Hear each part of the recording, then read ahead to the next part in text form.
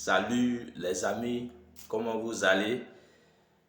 Je vais aborder le troisième thème qui est comment gérer son argent.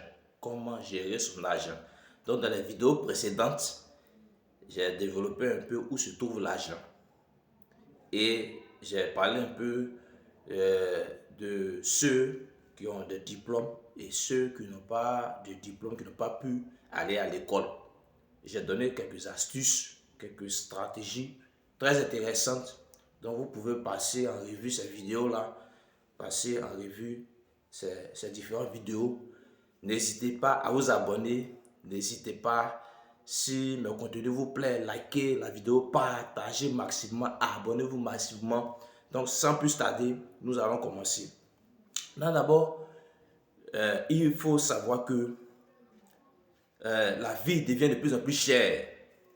Donc, il est impératif et même obligatoire d'avoir plusieurs sources de revenus. Oui, de se créer plusieurs sources de revenus. Il faut que tu aies plusieurs entrées financières. Tu as des entrées hebdomadaires, tu as des entrées journalières, tu as des entrées mensuelles. Et quand tu réunis tout ça, ça te permet d'atteindre la stabilité financière. Tu es aisé et tu es tranquille. Donc, ayant plusieurs sources de revenus, en fin du mois ou bien en fin de semaine, tu te retrouves avec suffisamment de fonds. Maintenant, comment gérer ces fonds-là? C'est de ça que nous allons parler. Comment l'utiliser? Comment faire bon usage? D'abord, il faut faire 3 répartitions. Il faut répartir ton argent en 3. Pas de façon égale, mais 3 répartitions. Tu vas prendre une partie pour les dépenses, une partie pour les dépenses, et tu vas prendre une partie pour faire, comment dirais-je, l'épargne. Tu vas épargner une partie. Maintenant, la troisième partie, ça sera destiné à l'investissement, Pour ceux qui sont croyants, d'abord quand tu perçois ton salaire, tu enlèves ce qu'on appelle la dîme. La 10e partie, tu enlèves cela d'abord. Quand tu finis d'enlever la 10e partie, ce qui reste, tu fais 3 répartitions. 3 répartitions, pas forcément égales, 3 répartitions. Une partie pour les dépenses, une partie pour l'épargne et une partie pour investir, pour faire fructifier. Maintenant, en ce qui concerne les dépenses, c'est quoi? Les dépenses, c'est pour le loyer, la facture d'eau, d'électricité, facture internet. Et puis, il y a la nourriture. Il y a aussi les vêtements, voilà, le loisir. Tout ça là, c'est les dépenses. Et tu prends 50%.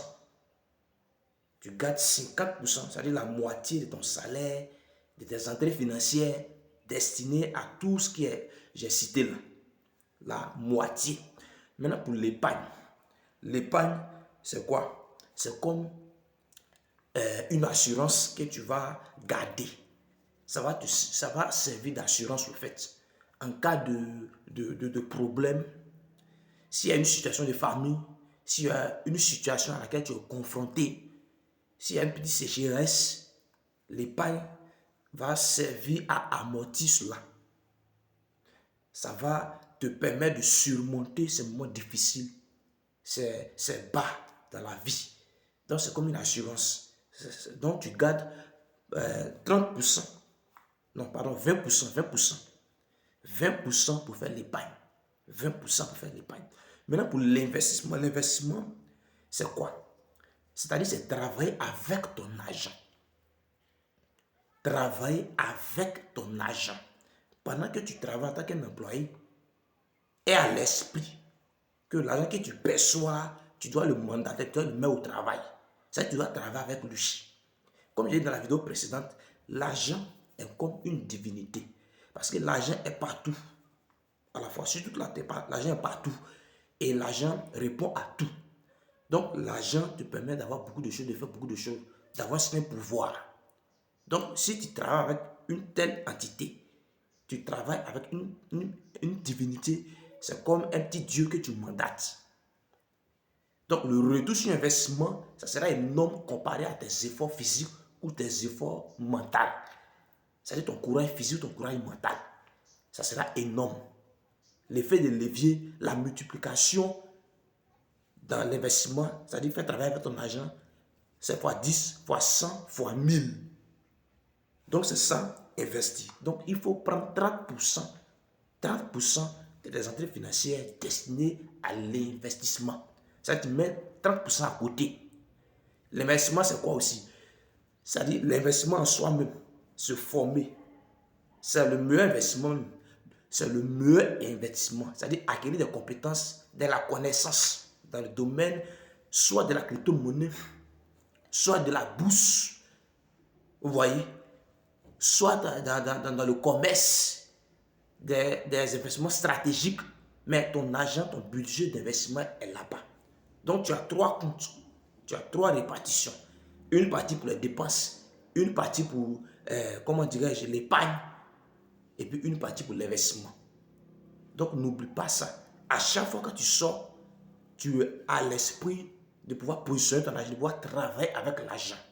De pouvoir travailler avec l'argent. Vous voyez aujourd'hui, Donald Trump, le nouveau président américain, et le plus grand milliardaire au monde, Elon Musk, ils ont décidé de mettre fin à leur aide financière aux autres nations. Parce qu'ils veulent renforcer eux leur État. Et l'Afrique est visée parce que les États-Unis soutiennent financièrement beaucoup l'Afrique. Mais aujourd'hui, parce qu'on n'investit pas, parce qu'on ne sait pas gérer notre argent, on n'a pas cela l'esprit d'investir, la culture d'investir. Aujourd'hui, ça pèse si on n'est pas industrialisé. On n'est pas des propriétaires d'entreprise, on n'est pas des travailleurs indépendants, on n'est pas des grands investisseurs comme les Warren Buffett. Donc c'est maintenant qu'il faut faire ces répartitions. Il faut s'organiser, il faut être strict. Il faut être strict. Il faut être strict. Maintenant, pour celui dont le salaire est en dessous du SMIC, parce qu'en Côte d'Ivoire ici, le SMIC c'est 75 000 francs. Si tu perçois un truc de 40 000 francs, il faut garder 10% pour l'épargne comme assurance. Et puis, il faut garder 10% aussi pour investir. Mais là, tu dois économiser pendant des mois pour pouvoir mettre ça quelque part ou même se former dans quelque chose. Mais c'est très important. Garde au moins 10% pour épargner et garde au moins 10% pour investir. Si tu manges ces 10%, si tu bouffes ça, c'est comme si tu te prépares à des moments difficiles. Ne travaille pas seul. Joins à tes efforts le travail de l'argent. Il faut mandater l'argent. Même si c'est risqué, prends. Warren Buffett dit que pour gagner au gros, il faut prendre de gros risques. Donc, c'est ce que je voulais partager avec vous. Portez-vous bien. À bientôt.